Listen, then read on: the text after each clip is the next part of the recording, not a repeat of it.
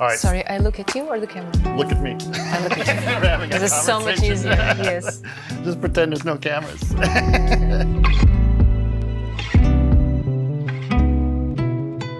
Okay, so I saw your talk yesterday, and it was absolutely really, really fascinating. But I know you have a very diverse background, lots of different things. What is your origin story? What got you to where you are now? Like, what's that journey that you went through from, the early ages of education to what you wanted to do? Thank you. I started out by wanting to, I think, write stories as a kid. Okay. And then eventually I studied film. You did? I did, yes. Where did you study film? I studied film in Lisbon and then in Copenhagen. Okay. Actually in Roskilde, at Roskilde University, which is in Denmark. Right. And then I ended up out of that becoming a copywriter in advertising. Oh, okay. But when I became a copywriter, I quickly decided to go to Amsterdam because I wanted to work in brands that were doing big stories and big narratives and for more markets. Markets, okay. So across various languages, etc. So it was more the marketing side of Yes, yeah, okay. yes. And so I ended up working for Nike. For Nike, okay. From Amsterdam for a while and for most of Europe. Right. And in the meantime, I decided to study art, which I hadn't done. So I went to the Rietveld Academy in Amsterdam for 4 years. Okay. While you were doing that at the same time? Yes, okay. after work. And eventually I took that art degree. And I think that led me to creative direction, because then I felt like I could really oversee the totality of a creative output, not just words, but the whole visual and storytelling, motion part as well. And were you doing mostly like art history or practicing art as well? Oh, no, I was practicing, yeah. Okay, so what kind of art were you doing? What were you? I was doing a lot of video and photography installations. Okay. I was represented by a gallery, and I did a number of biennales out of all of that impetus. And what happened next was that I was invited to go to Tokyo for work. I stayed in Tokyo for a couple of years, and then I think I'm missing something in between, but then I decided to do a master's in fine arts in St. Martin's. Okay. So I continued to do different things at the same time. And then eventually I was invited to come back to Tokyo as a global creative director. Okay, so it's a little bit what I probably missed something in the middle, but yes. Okay, so tell me about your role as global creative director. It's general creative direction. Right. Just for more markets. So at some point, the job is essentially the same. It depends a little bit on the size of the teams or the size or the scope you have. Sure. And it includes this one in particular included a lot of TV advertising and a lot of print advertising. But then, of course, over time, what I found interesting is to be a creative director in situations that involve changing a space or changing a business even, or a brand, or making completely different things like exhibitions instead of ads. Right. And that's been possible, luckily, throughout my career. So I've really thrived in not doing just one thing, even though because it started probably with storytelling, with copywriting, and with script writing. Sure. I feel very attached to the idea of story, and it's been very useful. Right. So the story is the fundamental part of I what think you so. do. Yeah. That's the glue. It's the main tool for most things, I would say. True. So you talk about brand, right, in that sense. So how do you define a brand in some ways? What's the proper way to define a brand? Well, you will have as many answers as you have people working in marketing. There's one easy definition that's going around at the moment, which is the idea that brand is what others feel and say about you when you're not there. Right. And that's pretty applicable maybe to even a broader idea of brand. So yeah, it's a useful one to think of. So you need to feed enough of ongoing interaction as well as peaks of interaction to create that sense that most people would know what you're about. Right. And how do you define it? Is that through story? Is this, you make a story And of that brand? that's essentially building stories continuously from, I mean, in the area of marketing and advertising, it's easy to say. It's through the logo all the way through everything else. Right. And the more touch points attach themselves to the same story in the best way, the stronger the brand you have. Yeah. So the idea is to be thorough and to be consistent and to, in a good way, to deviate very little from what essentially you're saying, while finding many new, fresh ways of saying it. Right. I find it interesting, like this year, there has been several movies that I call corporate brand movies that have come out, right? So Air came out, which is a story about a brand. Yeah. There was another movie called Blackberry, which is a story about a brand. And then there's Barbie, which is also a story about a brand. True. What do you think about that, about the fact that suddenly brand has become a much bigger brand, much bigger story that people try to tell? Yeah, I wonder if that's an announcement or if it's like it's hit the peak already, because so many of those are coming out. I haven't seen any of those, to be fair. But I think brands are a big way, they're valuable for a reason. They are a big way how people interact with the world. A big part of what we are as consumers, a big choice that we make is what we consume.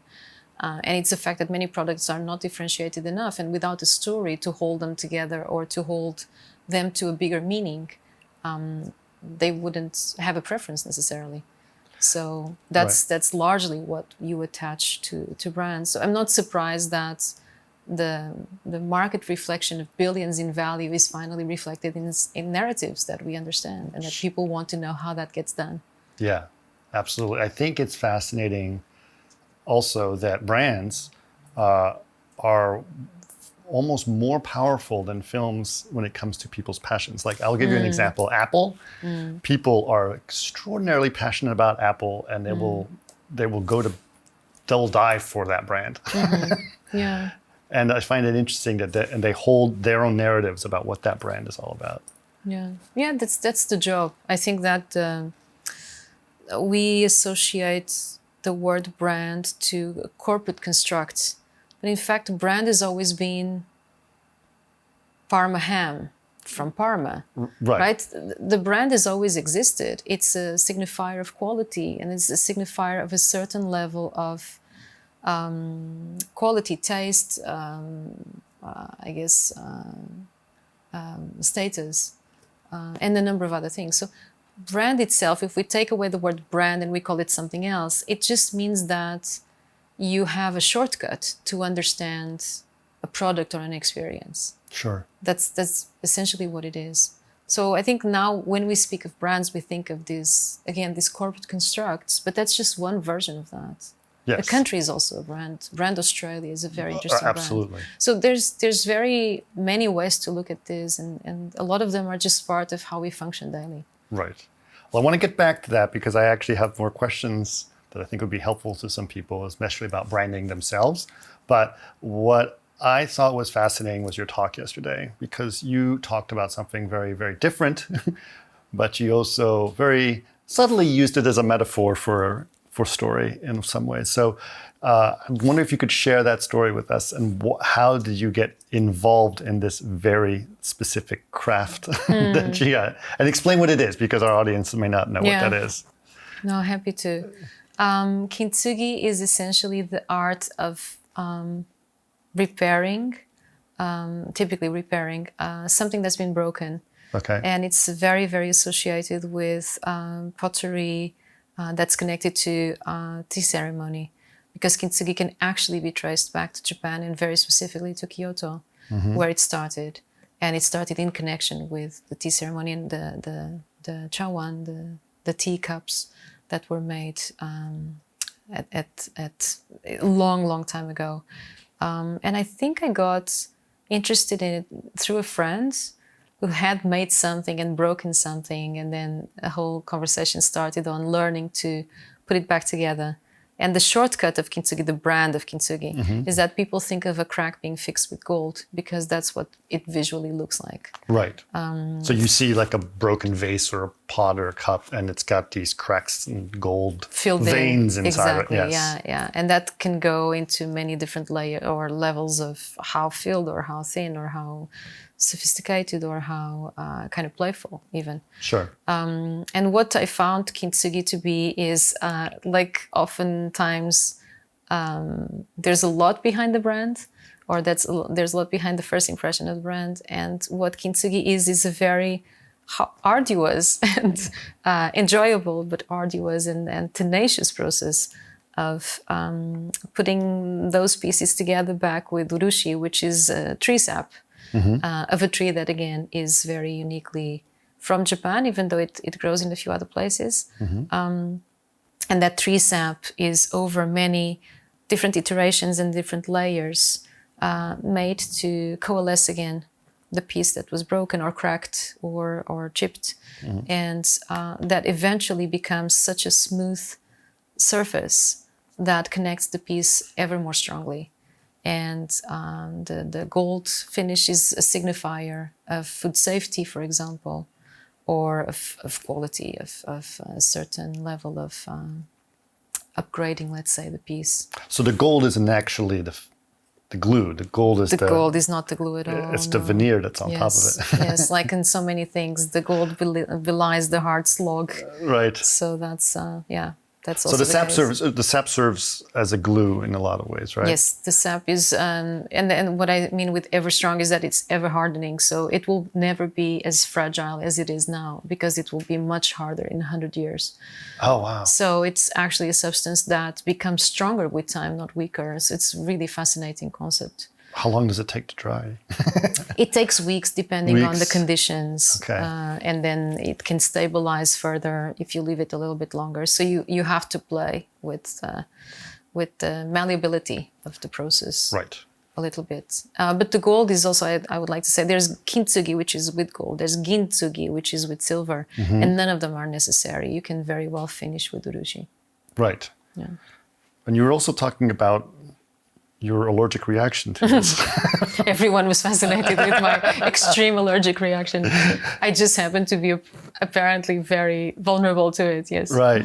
And he said it was similar to like a poison ivy type thing. It is, yeah. Right. It's in the family of the poison ivy, this particular tree, yeah. Wow, okay. What were you, how you trained in this, right? Yeah, so I started about 5 years ago, very casually. And then the pandemic. Right. So everything stopped. And then I started deciding to be much more thoughtful and focused on this learning. So as I said in the talk, I essentially learned how to be an apprentice. It's like white belt karate. Right. Aiming to yellow, I guess. But I don't know what the scale is, so I wouldn't know exactly where to situate it. It's pretty initial stages. And I think in many crafts, I would say in Japan, but outside as well, you kind of plateau you plateau for long periods and then you jump up. You jump and then you plateau for long periods. So I think the initial period is quite long. There's a lot to learn. That's initially. Interesting.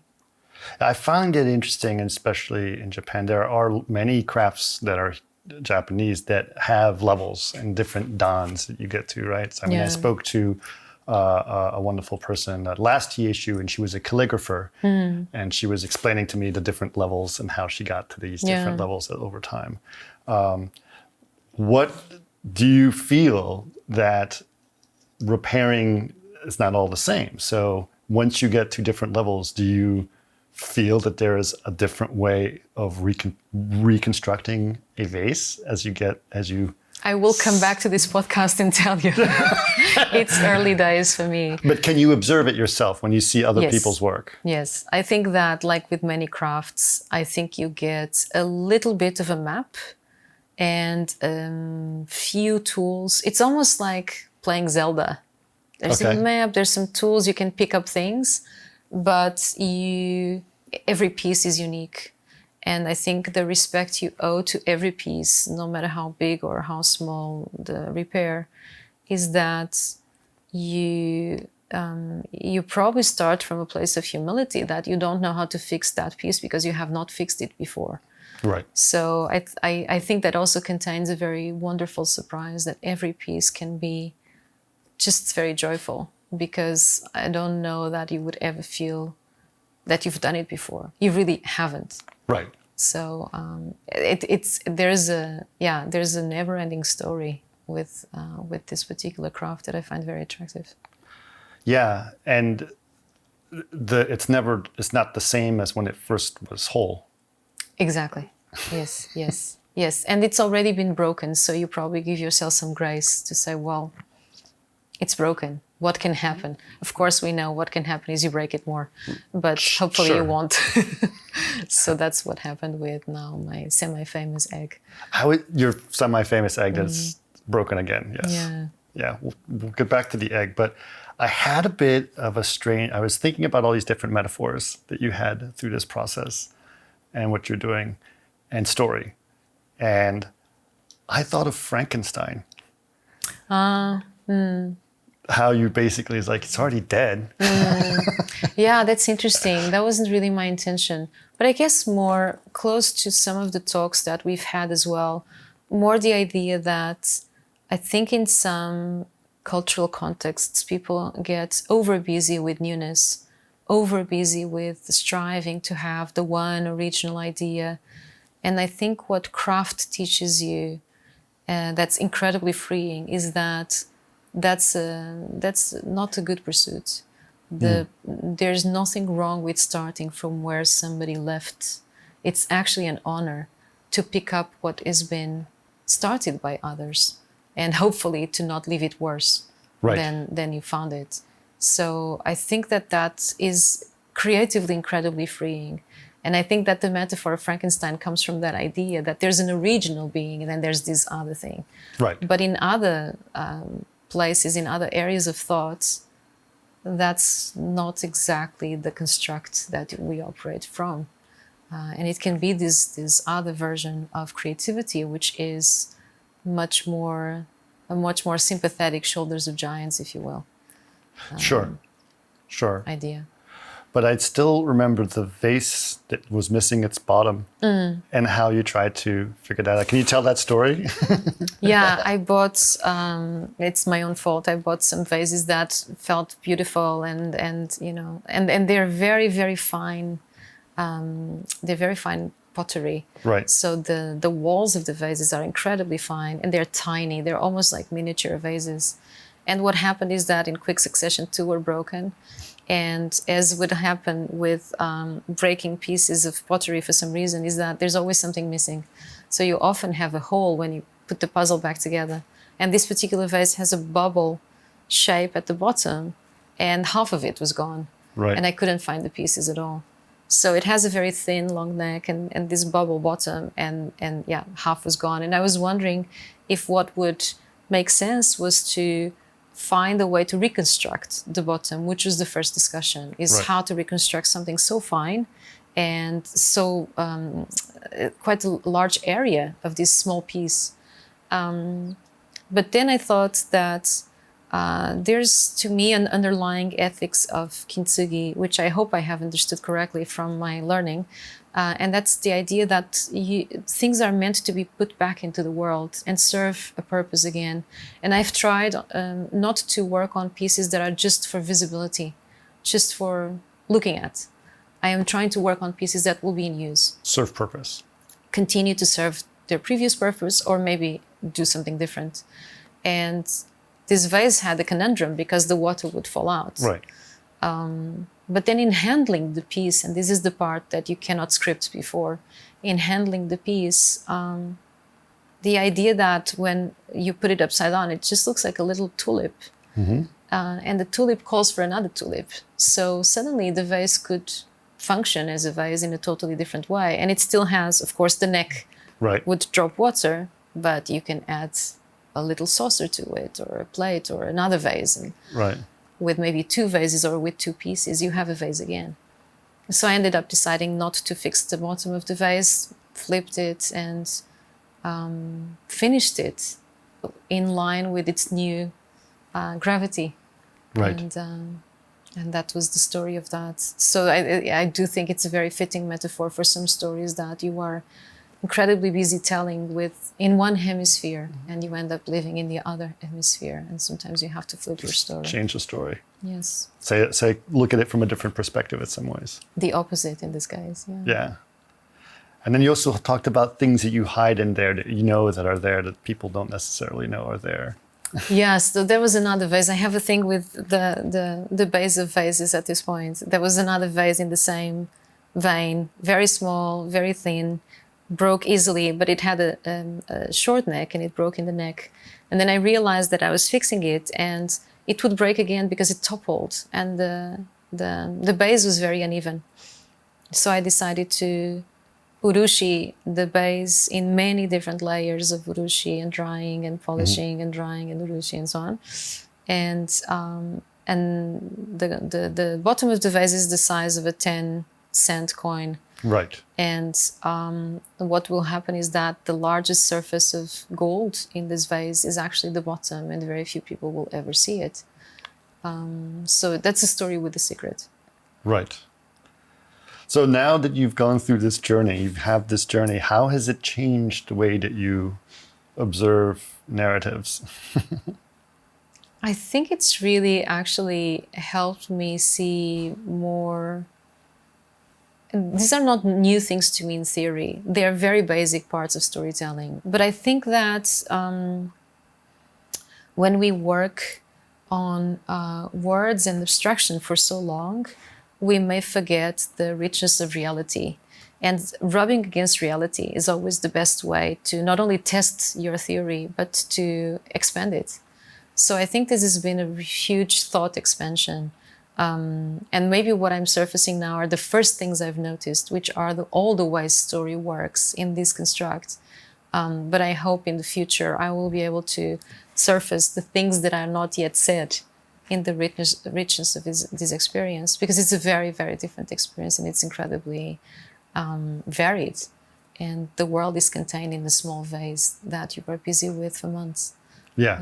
So there's that aspect. What I also was thinking, is today we heard Ryan talk about remembering your story and saying how, people have a story, their own story.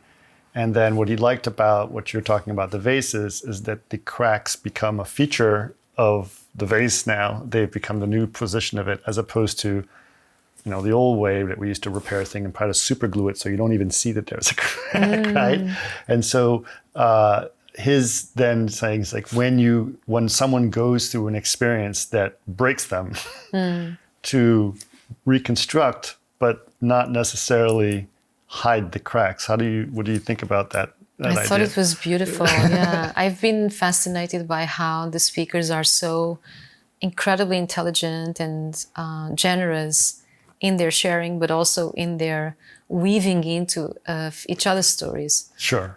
Which has been such an amazing. What emerges is some kind of beautiful tapestry that connects us all so easily after these talks. So I was really moved by his image. And I think it's an image that's really easy to understand. Sure. A very fitting, maybe useful image for what many of us are going through as creators, and especially post-pandemic and with all the struggles people have been through. I think if that's helpful for anyone at all, that's really good. I see this more as closer to the things themselves, and to maybe trying to live less in a world of obsolescence and more in a world where these things are assumed. Very wise Japanese people, and I'm saying Japanese because I live here and this is what I hear, but very wise Japanese people will tell you that they cut the leather in a way that the usage of the leather would look good as it ages. Right. So the idea is not of obsolescence, is of some evolution. Maturity, yeah. And maybe we also need to get used to the thought that cracks are part of the usage. and therefore they're not that you are broken or, you know, anything as final as that, but just the natural wear and tear of a piece or of a person. Yeah. And that there are ways to redress that, and that some of them are much better. Yeah. So I think it all goes very close to what he was saying, but I would say even further than that there's no break in there except the normal, usual life. You should be the poster child for the right to repair movement of electronics. It is. Yeah, it is. I do feel that there's a lot to be said for not letting things be as useless as to be discarded easily. Right. So to cherish what's useful to us and what's beautiful to us, yeah, is a natural step.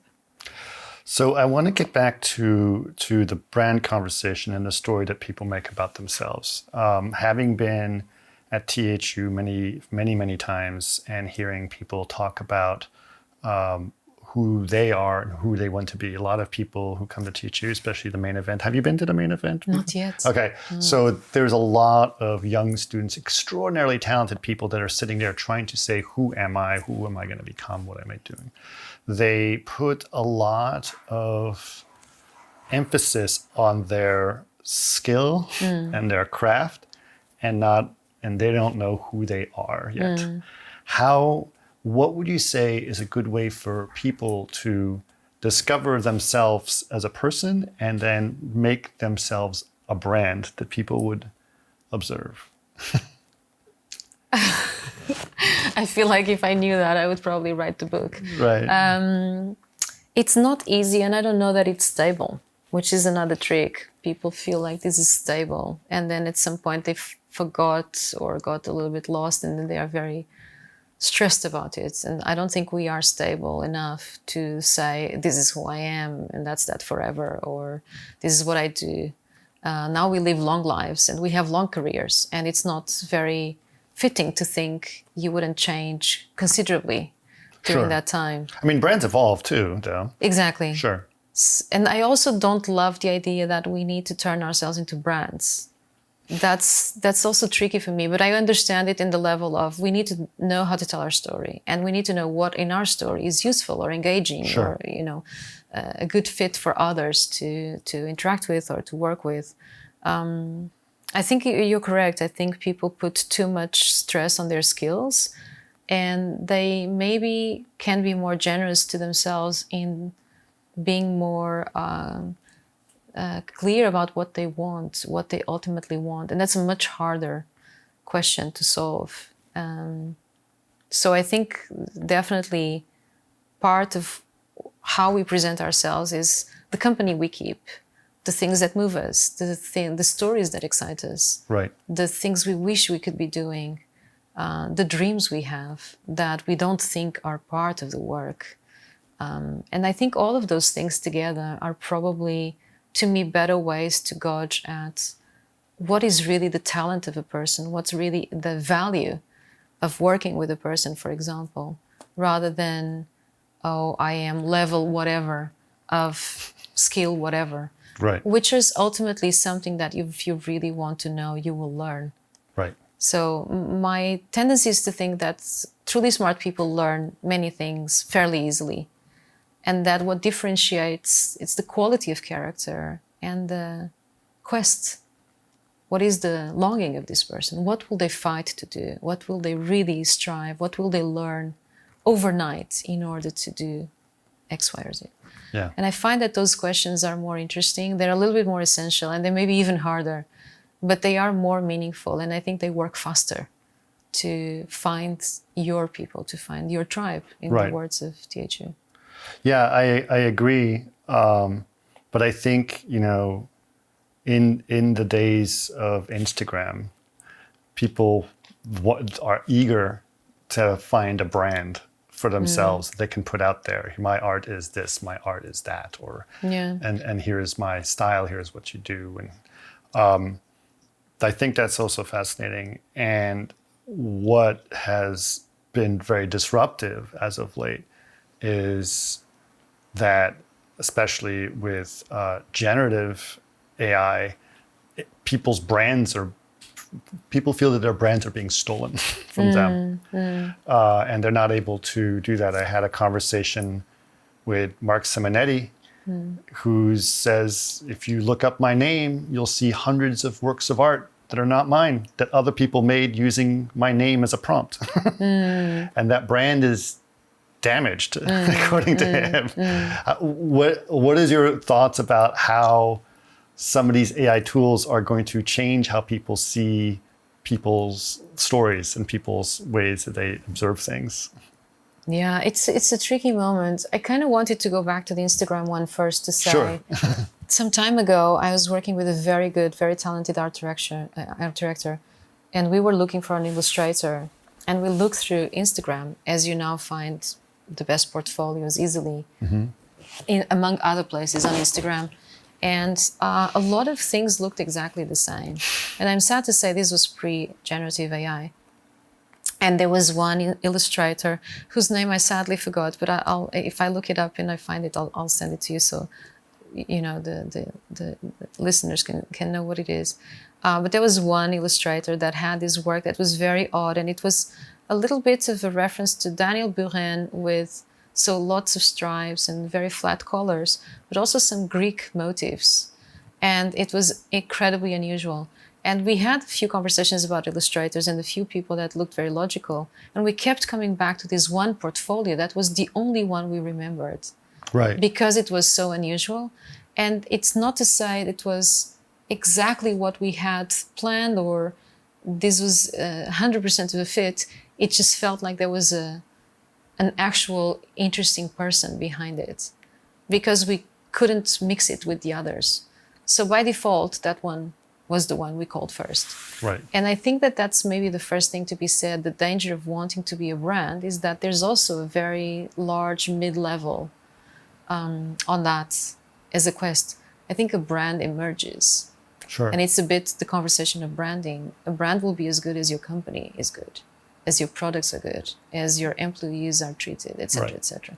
So I think there's always a bigger discussion.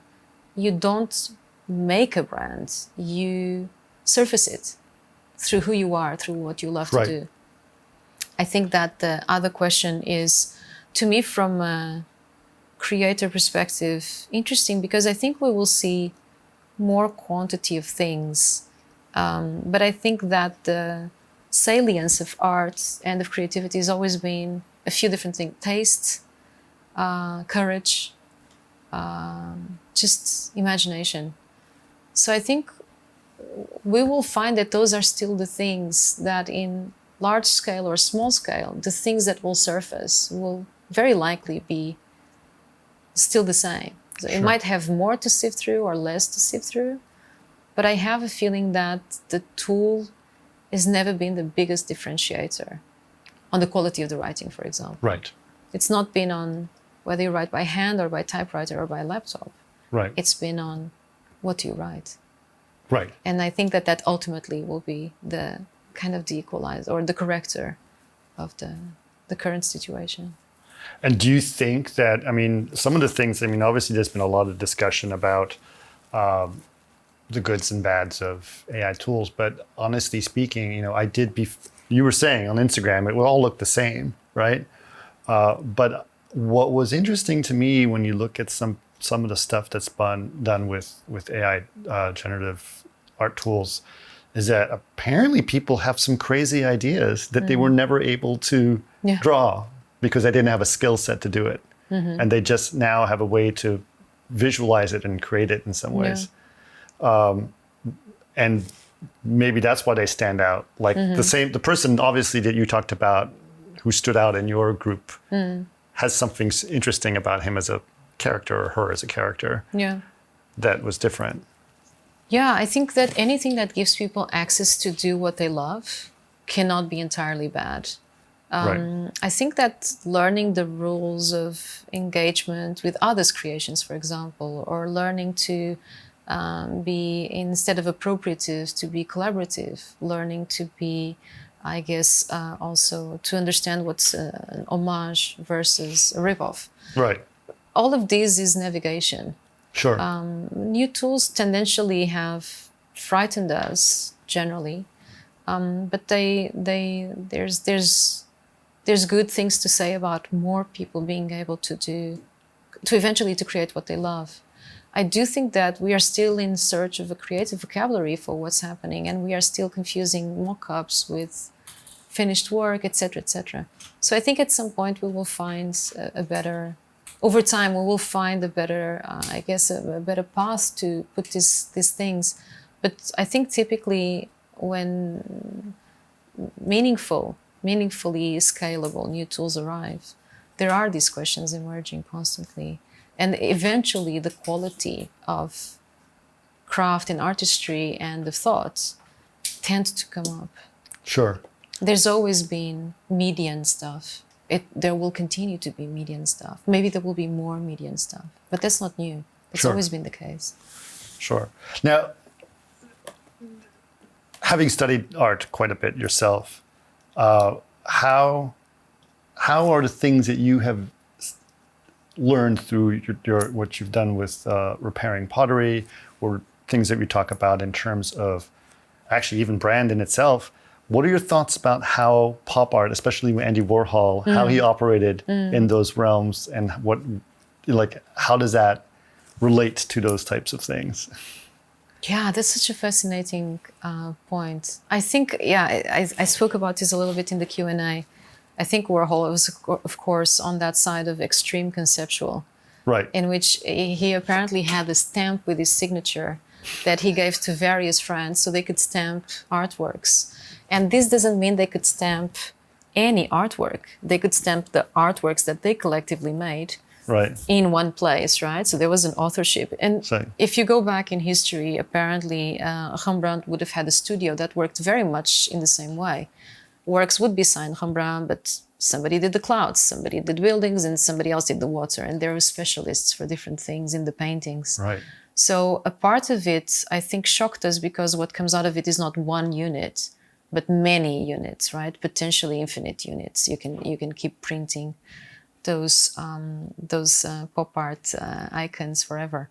Right. I do think that what I learned is, in a funny way, to me, a bit of a full circle to Warhol, because as he was hyper-conceptual, he actually got there through craft too. He was known to be a master, drawing master, and he drew almost extensive, almost like to the point of insanity for the clients he had before starting to do the factory and his own works. Right. And I think that what I've accessed a little bit through my apprenticeship is that the concept really arises from the effort, from the hand. So it's not a mental definition of what the piece should be. It is the working on the piece repeatedly that eventually arrives at the best shape. And I saw it a lot in Gato-san's conversation when he's talking about what he keeps and what he lets go. And that's out of making 1,000 bowls of tea. Right. So I think that the Warhol's position, funnily enough, doesn't strike me as that contradictory, because what he arrived at were synthesis of powerful images, very, very distilled. Right. But he played with all of it before, and he did all the drawings before. But they all have stories too. And they all have stories too, exactly. Right. So I don't know that I now see it so differently. I do feel like there's no, or maybe let's say, I feel like there's a better path to arrive at concept than to start from concept. I don't think art should be a proof of concept. I think art should emerge, or I think the concept should emerge from the work. From the work. Okay, I'm going to throw another one at you. And this is the most, I don't know why I still have this fascination for this person, but Jeff Koons. I mean, he's barely touches his own work. Yeah. Right, and somehow his work just fascinates me about how it's created, what it's trying to say, and how strangely polished porcelain things are emerging out of. What are your thoughts about his work and how that and his brand? Are you suggesting I should kintsugi something? That'd be amazing. No, that would be fun. Yeah, I don't know. Can you take a puppy and put like? We don't have we don't have a lot of examples of artists that use humor in that way. Right. I guess in Japan, I can think of Murakami and then a few more things. But yeah, I don't know. I don't know that I have a big opinion, and that's probably the worst you can say about a work of art, is that you don't have a huge opinion about it. But not in any terrible way. I just don't have a big opinion about it. And I haven't seen many of his works in real life, to be fair. But I think, art is a broad church. A lot of things fit in. And as long as people are exploring and, I guess, bringing their stories to the world, they will find very, very different ways of doing it. And they will try to break the canon of what is possible and what is accepted all the time. Sure. So I think that that's very fair. Sure. I don't know that he's as revolutionary as Gato-san changing his balls, and that's a funny one for you. Sure. Okay. That's pretty good. Okay, so I do want to talk a little bit about that in a sense, and I'm going to do this with a story. When I was working as a CG supervisor on some big movie, and a visual effects supervisor was. I had several artists working under me that I had to get to work doing different things, and one of the artists was struggling with certain parts of what they were supposed to do on a shot. And my VFX supervisor said, he's like, come here, I want to talk to you about stuff. And he went to CalArts, right? And he says, I want to show you this block of wood. And it's like, in my first year, we had to visualize how to polish and create and craft this into the most perfect block of wood possible, or whatever its intent was, and polish and polish and polish and polish and polish. And so his point was that I have to work with my artists and help them polish and polish and polish until what they do works, right? And I said, that's interesting, because I went to architecture school, and if it ain't working, I throw it away and start over again. And so what are your thoughts about that? And I'm wondering how it relates to the story the last pot that you had, which had small fractures that you had to sacrifice, and how, when to know to break it. Yeah, that's so interesting. I think that we're always in this push and pull of building to, I wouldn't say destroying, but you build and you erase, right? And Ryan was talking about it. He scratched his storyboard or his drawings as a kid so much he had to. There's a fascinating artist called William Kentridge, who's a South African, and he's worked a lot with animation, and it's basically always the same paper, and the whole story happens in the same frame. So in the end, the paper itself, through the video, you see the paper has the scars of all the traces and all the erasure that has happened in the same paper. And that's maybe the distillation of the creative process. It's really this gesture of what you keep and what you let go of constantly. So yeah, I think on the last one, what I was trying to show, and it's funny because I have a video, but I couldn't bring myself to show the video. Of you breaking and it? I just had the still. Well, explain what was going on with that. So what was going on is that maybe the most meaningful thing that I learned in my apprenticeship, that I felt is a metaphor for life so thoroughly, is that when you are tiptoeing around a tiny crack and really trying to fix it with a little bit of extremely diluted urushi and trying to have urushi stick to itself, right, as you go, you might be wasting your time, because every time you try to polish it, it kind of goes away again. So you're never really fixing the crack is still there, the piece is not working, etc. And the hard lesson is that with some level of cracks, you should just break it. So very few apprentices want to really embrace this, and it's very trepidating. So what happened was, obviously, I went to Kyoto. Obviously, I bought some incredibly old piece of porcelain that had a crack.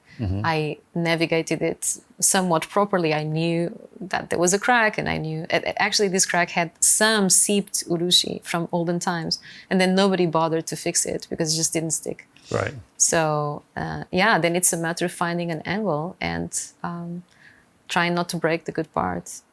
So that's what happened with that, and I'm still working on that piece. But it will get healed, and it will not break on that crack again.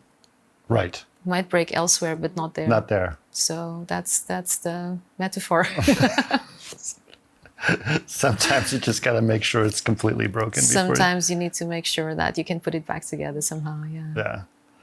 Well, that's a wonderful story. Thank you for sharing those stories. And I think these are great metaphors in terms of people identifying themselves and figuring out how to do things. And I really liked how Ryan sort of brought it together to his own life and his own identity in some ways. Yeah, thank you so much for sharing this stuff, and thanks for coming to THU. Hopefully we'll see you again at other THUs. I hope so too. It was a lot of fun. Thank you. It's been lovely. Thank you for having me.